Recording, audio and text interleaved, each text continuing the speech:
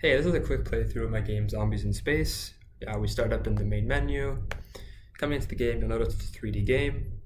How it works is these zombies will spawn every round, and it's your job to shoot them and take them out. You can see we look around with the mouse, and we move with WASD keys.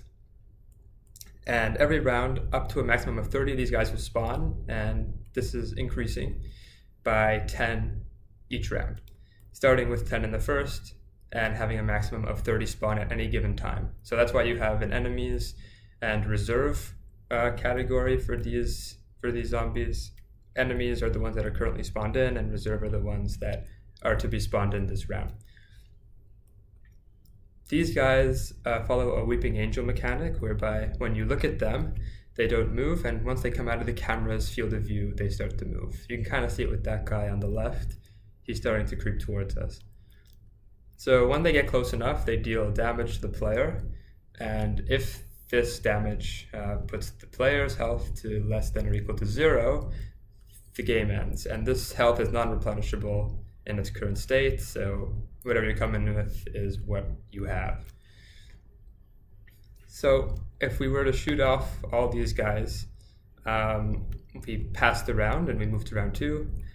This increases the number of zombies that will spawn and their health and speed. So a small animation between rounds, and then we load into the next one. And you'll see the reserve went up, and zombies are loaded in over time. And at any given time, again, only 30 can be in at once. This is because with testing, frame rate was able to support this many, but not much more, especially if they're all in the same place in the scene. Some other notable, other notable features: pause menu. We can resume. Leaving will exit the game. We also notice that there is diffuse lighting. This is calculated per triangle, and you'll see as I move the gun around, lighting changes. These guys, all of these objects, the zombies, all the 3D objects, they're all stored in a scene object, and this handles all the rendering. It's very similar to what you'd find in Unity. It's all scene-based.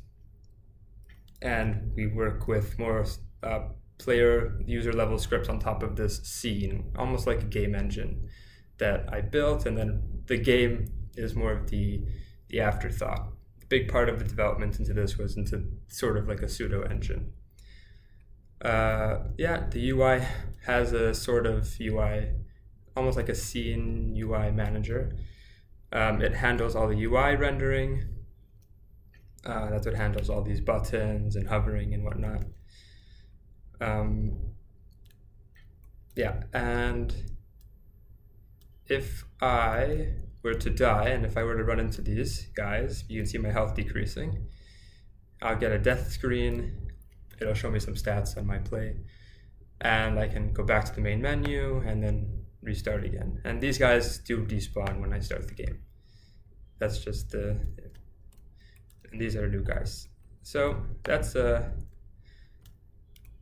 it for the playthrough. It's a simple game. Again, a lot of the work went into the underlying engine, handling the 3D objects, all the math that comes with that, and how to handle rendering, and how to make it easily accessible to a user who actually wants to build their game. A lot of thought went into this, and this was the big time dedication of this project, was into this user experience and more on the low-level game engine stuff.